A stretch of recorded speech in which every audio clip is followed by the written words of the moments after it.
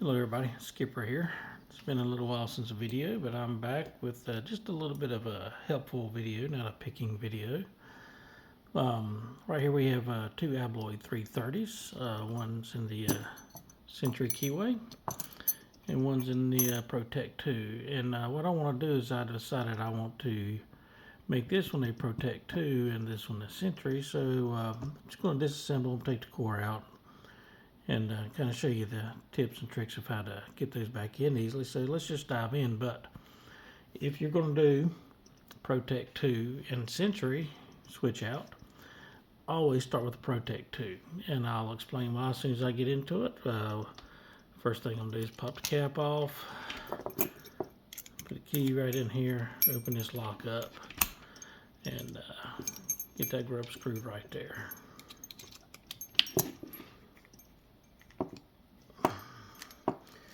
Now everything on these two locks are basically interchangeable on the inside. The only difference is, of course, is the way this lock is made. Now what is not interchangeable is the cap. So I need to make sure I keep this cap with the super weatherproof cap. And it's obviously a visible difference in the two, so it shouldn't be that hard to keep them together. But you have to keep this cap with it because it's got the groove on the inside for the cap to latch down onto. Now one thing is nice about the Protec2 is you know, their cores are one solid piece. So once you get the this piece out right here, you can just dump that core right out and it will fall out and stay together in one big solid piece. Now a lot of times these Abloys, they all come gummed up and with some nice grease on them, and me personally, I like to just kind of just wipe that off, clean them off a little bit because it's overly greased up. Now make sure you keep the sidebar and that little spring right here intact. You'll need those to go back in.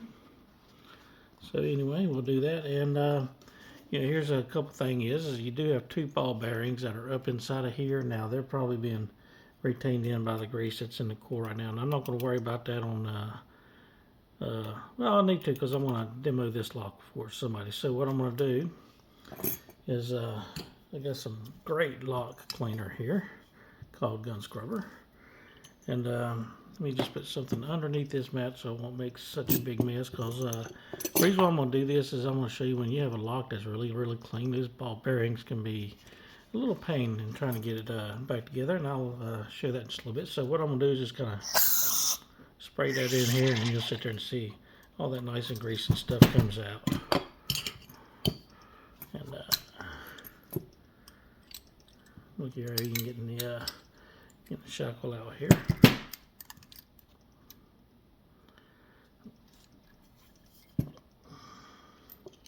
There's one. You can see that grease is really gummed up on there, so I'm going to clean that ball bearing really good here. And take this one right out, and did I just hear the second one fall out, maybe? Yeah. Where'd he go?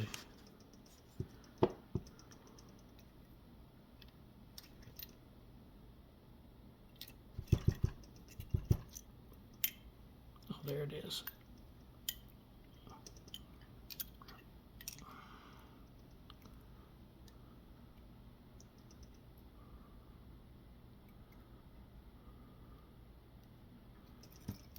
There's the second one, okay. And as you can see, I'm going to really clean that ball bearing really good. And then I'm just going to go off camera real fast. You might hear this happen just right over the trash can. I'm going to spray this body out really good so it's really big and dry so I can explain that assembly a little bit better.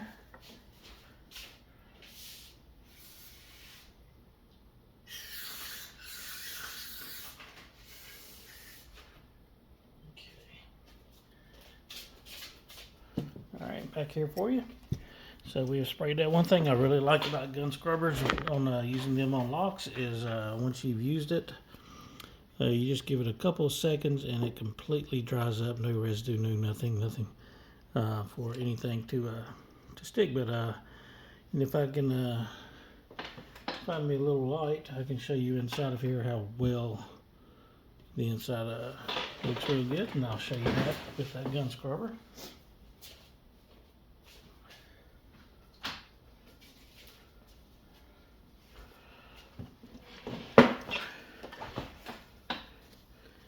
And I'm back here, so now if we look right on the inside there, you can see just how nice and beautiful clean this stuff really works, and clean up you're just gritting, drying, especially grease out of a lock.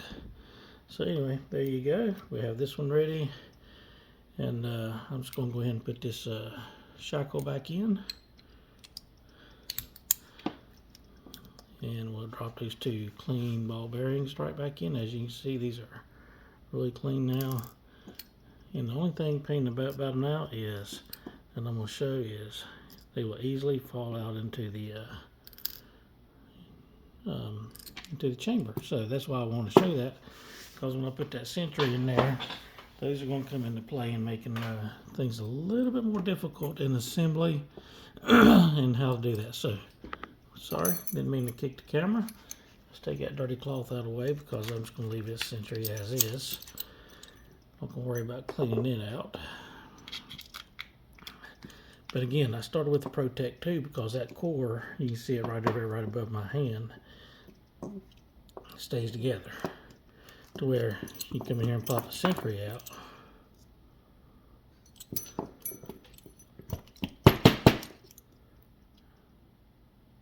Got a rope screw right there. There we go. And taking this thing apart is going to be a little bit more. You have to be a little more careful, because those discs can fall right out of there really easy. So I'll show you a couple things that I do to make sure everything stays assembled. We have this. There's the copper ring that's only on the 330, so be sure to make sure you keep that handy, because we're going to need that to put that back in here. And then, so anyway, here's the Sentry. And what I'm going to do is grab this key. These keys always help me take this core out in one nice piece. Insert all the way in. I'm going to turn it just a little bit to where it catches the grooves, and then I'm going to put pressure on this tip end of the key up towards the core, and pulls it right out. Now once I get this point, I'll grab it just like this and pull it out in one piece. Okay, now as you can see, ball bearings are not falling out of this one, because this one has grease in it too to help retain them, but that is not the story we wanted to explain. So I'm going to kind of wipe this one off a little bit. And you know, one thing I'm going to go ahead and do, sometimes it'll be helpful, is I'm going to take that sidebar, set it right here for now, because now we are going to assemble it into this super weatherproof box. And look here, I mean, the ball bearing is already wanting just to fall out of the lock, and that is sometimes just a pain. So with this key still in this core, I'm going to put it right there, so I have everything assembled. Now, what I'm going to do is I'm going to grab this right here, and I'm going to put it right here where it just lays nice and level. I'd want just a little bit of an angle on this right here. Now you can use a vise to do the same thing, but I'm going to show you, just in case you don't have a vise, how to do that. So if I can get this camera angle down just a little bit lower, so pardon me while I try to lower my camera a little bit more so you can actually see all this happening in real time.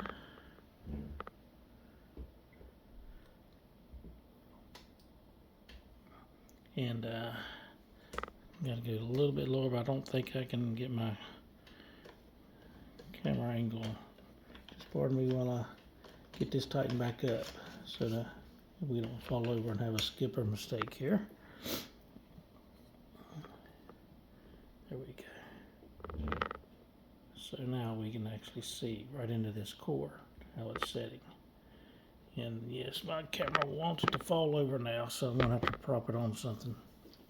Not really nice. So what I'm going to do is back this up a little bit so we can hopefully see a little bit better. You see that ball bearing right sitting right in there. So what I'm going to do is I'm going to take my tweezers, have that thing resting on that cord just perfectly, and I'm going to try to get in here, and I'm going to get those ball bearings in place first. So there's one to the left side,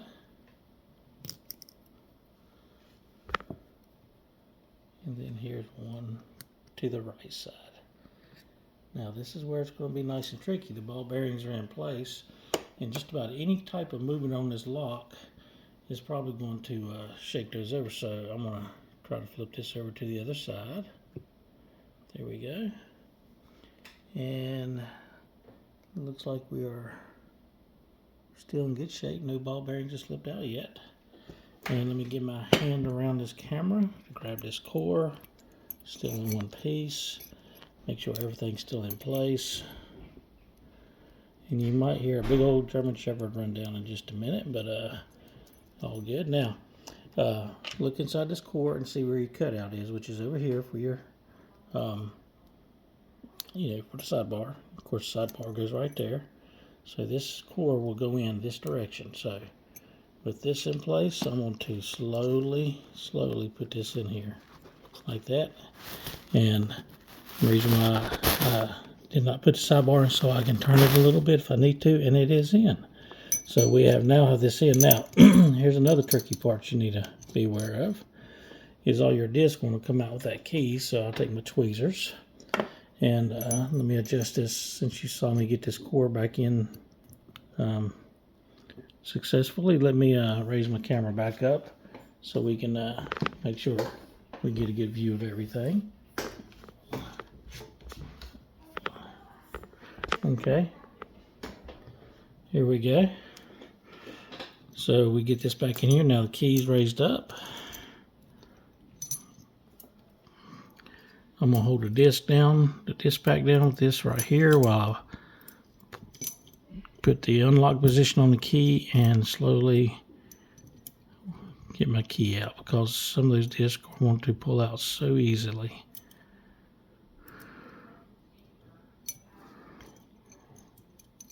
And of course, caught that top disc right here. So if you did what I just did and caught that top disc, usually on these discs is a number. And let's see if we can show you real fast. See at number 2, the number always goes up. And so you put that right back in there. Now we take this and make sure this core is oriented the right direction. It is not, because I can see that's where the sidebar is supposed to be, right there. So let me grab my key, rotate this core around, right back into the correct position, and try to take this key right back out of that disc stack one more time.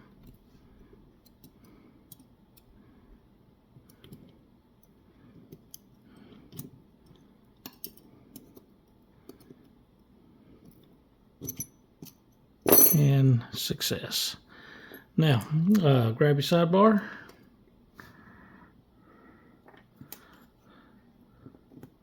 Slide your sidebar right in here. And let me see if I can hold it with the tweezer so you can see a little bit better. Let the sidebar just slide right in there. It's going to hold your core in place. Take your washer, place it on top, and make sure you take the super weatherproof cap, put it right there.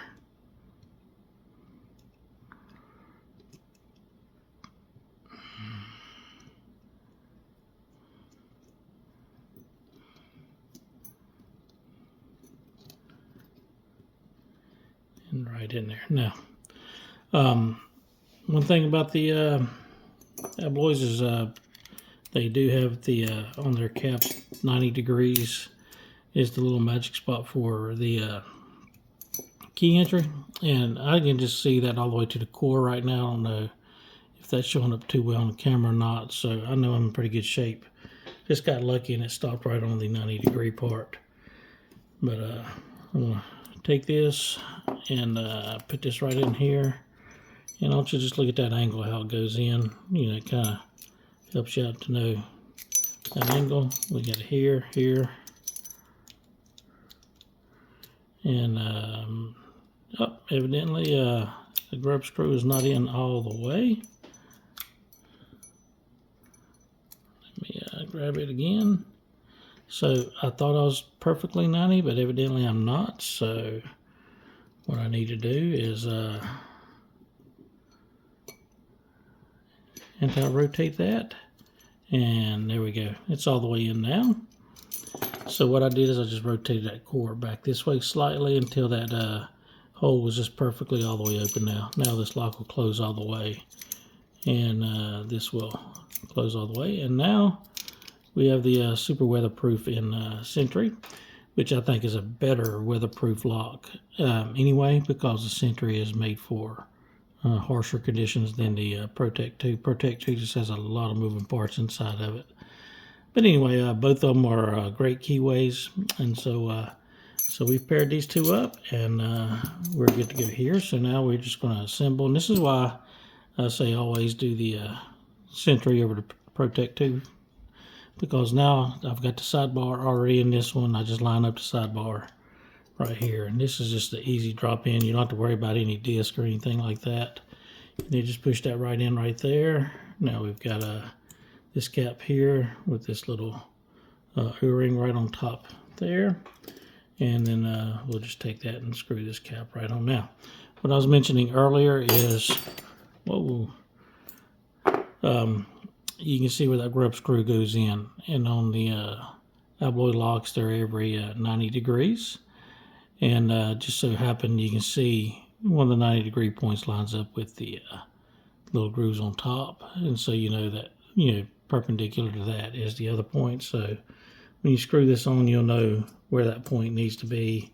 Once you hit it, always go in all the way in, because if it stops on 90, it's perfect right there. Now you see it's probably slightly past, so I know I'm just gonna just do a tick back just right in there, real comfortable with it.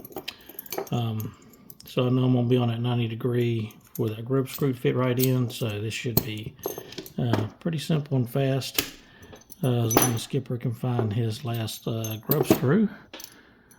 There we go. Roll that back into here. And fit that all the way in. And again, if you know you think you're in all the way, just like I was before on that super weatherproof, that shackle will not go all the way in, and you cannot unlock the lock if that grub screw is not set correct in there. So now grub screw is protected from the boron steel shackle, and we're good to go on everything. So again, you guys have a great day. I hope that helps. And if you have any questions, comments, leave it below. Have a good day.